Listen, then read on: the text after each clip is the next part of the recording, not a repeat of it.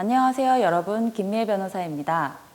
지난 시간에는 상속의 일반적인 내용에 대해서 알아보았습니다. 오늘 이 시간에는 상속 순위에 대해서 살펴보도록 하겠습니다. 피상속인이 사망하고 상속이 개시되면 피상속인이 유언을 하고 그 유언에 따라 그 상속이 되고 유언을 하지 않았다면 법정 상속 순위에 따라서 상속을 받게 됩니다. 우리나라 민법 제1000조에는 상속의 순위를 규정하고 있는데요. 제1순위 상속인은 피상속인의 직계 비속입니다. 지난 시간에 피를 많이 흘리면 죽는다.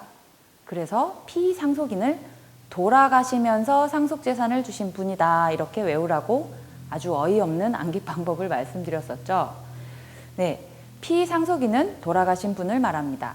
그렇다면 피상속인의 직계 비속이라 함은 간단하게 말씀드리면 돌아가신 분의 아들, 딸이라고 보시면 됩니다.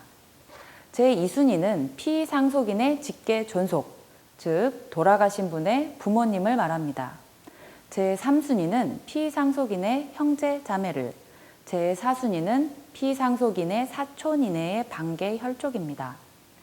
이와 같은 상속 순위에 관해서 민법 제1000조 제2항은 동순위의 상속인이 여러 명인 때는 최근친을 선순위로 하고 동친 등의 상속인이 수인인 때에는 공동상속인이 된다라고 하여 나름의 정리를 하고 있습니다.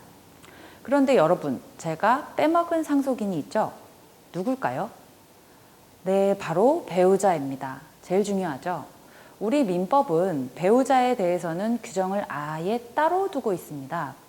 민법 제1003조 제1항에서 피상속인의 배우자는 제1000조 제1항 제1호와 제2호의 규정에 의한 상속인이 있는 경우에는 그 상속인과 동순위로 공동상속인이 되고 그 상속인이 없는 때에는 단독 상속인이 된다라고 규정하고 있습니다.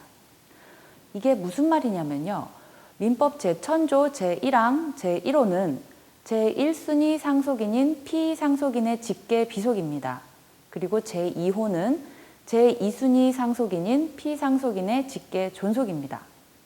배우자는 제1순위 상속인이 있는 때에는 그들과 함께, 제1순위 상속인이 없어서 상속순위가 제2순위 상속인으로 넘어갔을 때에도 그 2순위 상속인과 함께 공동상속인이 된다는 말입니다.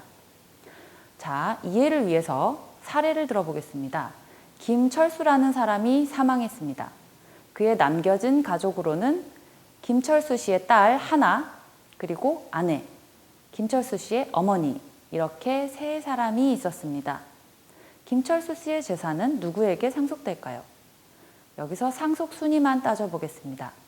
우선 김철수 씨의 제1순위 상속인은 직계 비속인 김철수 씨의 딸입니다. 그리고 그의 아내는 제1순위 상속인인 딸과 공동 상속인이 됩니다. 이 경우 김철수 씨의 어머니는 상속인이 되지 못합니다. 제2순위 상속인이니까요. 2순위 상속인은 1순위 상속인이 있는 경우 전혀 상속을 받지 못합니다. 자, 그렇다면 김철수 씨의 어머니가 상속인이 되는 때는 어떤 경우일까요? 김철수 씨가 사망할 당시 자녀가 하나도 없었던 경우만입니다. 그렇게 되면 제1순위 상속인인 직계 비속이 없어서 제2순위 상속인인 피상속인의 직계 존속이 상속인이 되기 때문에 김철수 씨의 어머니가 상속인이 됩니다. 이 경우 그의 아내는 제2순위인 김철수 씨 어머니와 공동 상속인이 되게 됩니다. 그렇다면 또 하나 생각해 볼 수 있는 것이 있는데요. 만약에 피상속인인 김철수 씨가 사망할 당시 자녀도 없고 부모님은 이미 돌아가셨고 남은 가족으로는 아내와 김철수 씨의 누나만 있었다고 치겠습니다. 상속은 어떻게 될까요? 제2순위 상속인이 없으니 제3순위 상속인인 피상속인의 형제자매, 즉 김철수 씨의 누나가 상속인이 될까요? 아닙니다. 피상속인에게 생존한 배우자가 있는 경우에는요. 배우자는 제1순위 상속인과 제2순위 상속인과는 공동순위로 상속인이 되지만 2순위 상속인도 없어서 3순위까지 내려가게 되는지 문제가 됩니다만 배우자가 단독으로 상속하게 됩니다. 따라서 3순위 상속인과 배우자가 법적으로는 공동상속을 받는 경우는 사실 없습니다. 유언으로 의한 경우만 빼고요. 오늘은 상속 순위에 대해서 살펴보았습니다. 다음 이 시간에는 상속분과 상속재산에 대해서 살펴보겠습니다. 감사합니다.